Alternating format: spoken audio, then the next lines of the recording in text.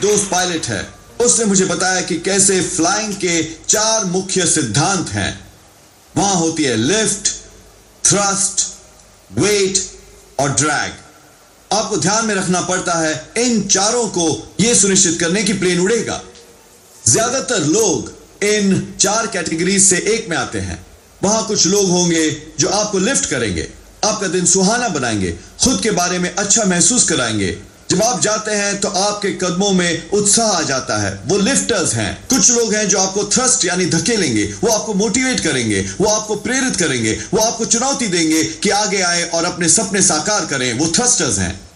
फिर वहां लोग हैं जो वेट हैं, वो आपको नीचे खींचते हैं। जब आप वहां से निकलते हैं आप महसूस करते हैं बोझिल, निराश, नेगेटिव, उससे कहीं बदतर जो आप पहले थे। नंबर 4, कुछ लोग हैं जो ड्रैग होते हैं। उनके पास हमेशा दुख भरी कहानी होती है। टायर पंक्चर हो गया, डिश वॉशर टूट गया, गोल्डफिश मर गई, सास अभी अभी परमानेंटली रहने को आ गई। वो हमेशा खस्ता हाली हैं। वो उम्मीद करते हैं कि आप उन्हें चीयर करें, उनकी समस्या सुलझाएं, उनका भारी बोझ उठाएं। जीवन में हम सब सामना करते हैं इन 4 कैटेगरी वाले लोगों का। यह है कुंजी।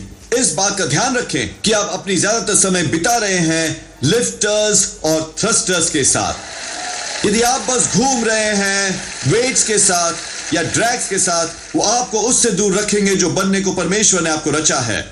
कई लोगों के पास निरंतर समस्या होती है, हमेशा एक दुख भरी कहानी, और अगर आप इसकी इजाजत देंगे तो वो आपको कचरे के डिब्बे की तरह इस्तेमाल करेंगे, कचरा डालने के लिए। आप उनके साथ 1 घंटा बिताएं तो आपको लगेगा कि आप मैराथन दौड़ कर आए हैं। वो एनर्जी चूसने वाले हैं। आप उसे दिन ब दिन नहीं बर्दाश्त कर सकते और अपना हाईएस्ट पोटेंशियल पाने की उम्मीद कर सकते हैं।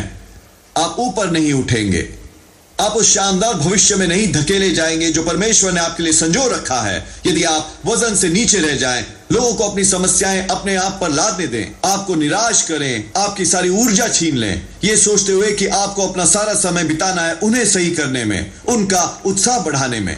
नहीं, खुद को उत्साहित रखना ही कठिन है। आप जिम्मेदारी न लें उनकी खुशी की। और हां, मैंने जाना है कि कभी समय होता है जब आपको बीज बोना पड़ता है, बात पर कान देना होता है, किसी को प्रेम द्वारा पूर्णता प्राप्त करने में मदद करना, पर यह एक तय समय के लिए ही हो। ये ऑनगोइंग ड्रामा ना हो जो हर दिन चलता रहे। कोई आपको फोन करती है और कहती है उसका पति उससे कितना बुरा बर्ताव कर रहा है, कैसे उनके पड़ोसी ने उनके साथ अच्छा नहीं किया, वो बुरी स्थिति में है।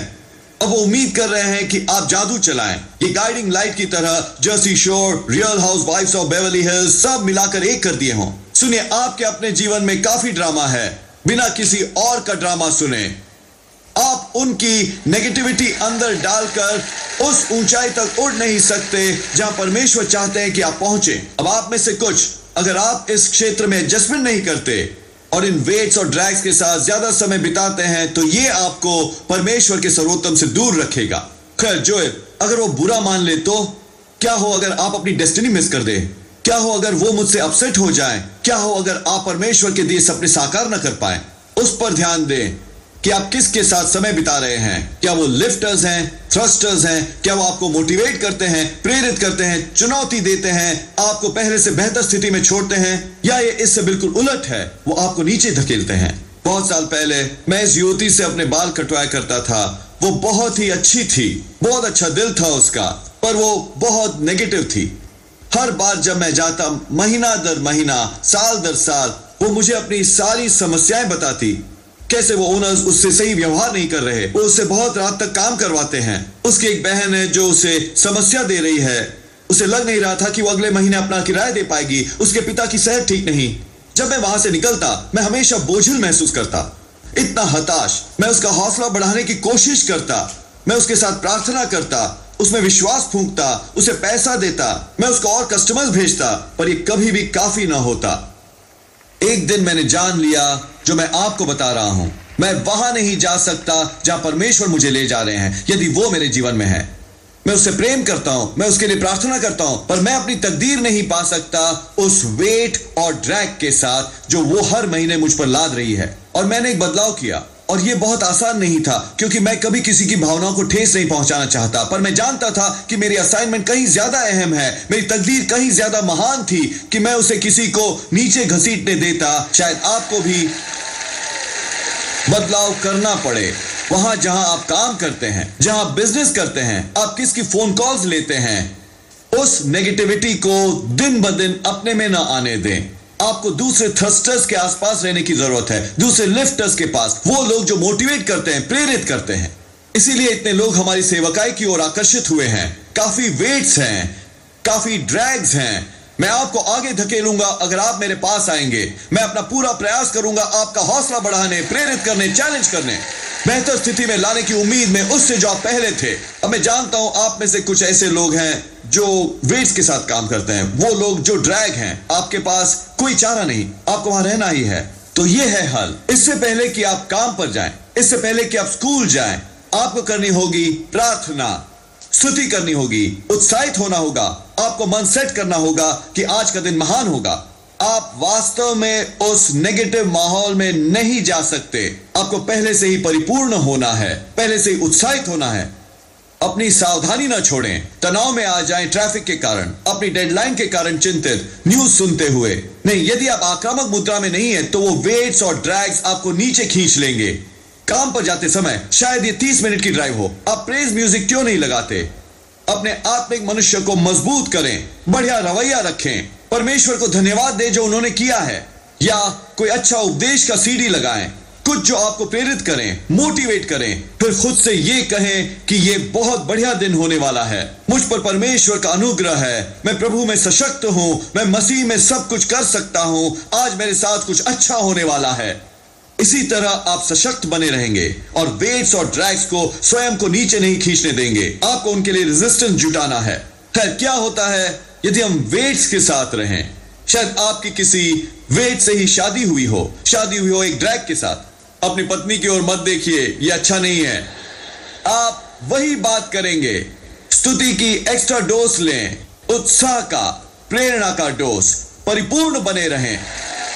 और इस बीच जब परमेश्वर उस व्यक्ति को बदलने की प्रक्रिया में है, उन्हें अपना आनंद न चुराने दें। कुछ लोग खुश नहीं रहना चाहते, वो गड्ढे में ही रह रहे हैं। आप में ये रवैया होना चाहिए, यदि तुम खुश नहीं होना चाहते तो कोई बात नहीं, पर तुम मुझे खुश रहने से नहीं रोक सकते। यदि तुम गड्ढे में रहना चाहते हो तो ये तुम्हारी मर्जी, पर मैं तुम्हारे साथ गड्ढे में नहीं रहने वाला। अपने खुद की खुशी की जिम्मेदारी लें। उन समस्याओं को अपनी खुद की जिंदगी खराब न करने दें। उनके लिए प्रार्थना करें, आदर करें, पर इतना डिपेंडेंट न बने कि जहां आप उनकी समस्या को अपनी समस्या बना लें और आप अपने भाग्य से वंचित रह जाएं। ये उस छोटे बच्चे की तरह है, एक टॉडलर। हर बार जब वो हंगामा करते हैं, आप दौड़े चले आते हैं, आप उन्हें वो देते हैं जो वो चाहते हैं, वो ऐसा करते रहेंगे। उन्हें पता है उन्हें क्या करना है अपनी मर्जी मनवाने के लिए। यदि आप उन्हें ये बता दें कि चाहे वो दर्जनों बार हंगामा करें, चाहे वो चिल्लाते और रोते रहें, आप इसे इग्नोर करें, अपना काम करते रहें, अपना जीवन एंजॉय करें, जल्द ही वो ये समझ जाएंगे कि हंगामा करने से कोई फायदा नहीं होता और उन्हें बदलना होगा। यही सिद्धांत वयस्कों के लिए भी है। जब तक कोई आप पर जोर डाल सकता है वो करने के लिए जो उनकी मर्जी है, तो वो ये लगातार करते रहेंगे। पर जब आप उनके इन फिट्स पर प्रक्रिया नहीं करते, आप उनके गिल्ट को अपने हथियार डालने का कारण नहीं बनने देते, आप दौड़े चले नहीं आते जब उन्हें जरूरत पड़ती है, तो ये उन्हें भीतर झांकने पर मजबूर करेगा और असली मुद्दे से निपटने के लिए। दोस्तों, समय आ गया है आजाद होने का। क्या कुछ है जो आपको खुश रहने से दूर रख रहा है? क्या आप किसी को खुद पर कंट्रोल करने दे रहे हैं, आपको गिल्टी फील करने दे रहे हैं क्योंकि आप उनकी मांगे पूरी नहीं कर रहे? आप उस कठपुतली के धागे को काटिए, कुछ सीमाएं तय करें। सबको खुश रखने की फिराक में अपने भाग्य से वंचित न रह जाएं। सबको सही करने में परमेश्वर ने आपको नाखुश होने के लिए नहीं बुलाया कि आप बाकी सबको खुश करें। इस बात का ध्यान रखें कि आपके जीवन में काफी लिफ्टर्स और थ्रस्टर्स हों। यदि आप ये सिद्धांत सीख जाएंगे कि अपनी खुद की खुशी पर आपको अधिकार करना है, मैं विश्वास और ऐलान करता हूं कि ये एक नया दिन होगा। वो जंजीरें जिन्होंने सालों आपको पीछे रखा अब तोड़ दी जा रही हैं। आप आगे बढ़ेंगे एक नई आजादी के एहसास में, नए आनंद की अनुभूति में, एक महान खुशी में। आप हर बाधा लांघ जाएंगे, हर शत्रु को पराजित करेंगे और वो सब बन जाएंगे जो बनने को परमेश्वर ने आपको रचा है। यीशु के नाम पर यदि आपने ये ग्रहण किया तो कहिए आमीन। हम अपना प्रसारण खत्म नहीं करना चाहते, आपको यह अवसर दिए बिना कि यीशु को अपने जीवन का प्रभु बनाएं। मेरे साथ प्रार्थना करेंगे। प्रभु यीशु, मैं अपने पापों का पश्चाताप करता हूं, मेरे हृदय में आइए। मैं आपको अपना प्रभु और उद्धारकर्ता बनाता हूं। ये साधारण सी प्रार्थना करके आप नए सिरे से जन्म ले चुके। एक बाइबल आधारित चर्च में आइए, परमेश्वर को पहला स्थान दीजिए, वो आपको कमाल की जगहों पर पहुंचाएंगे।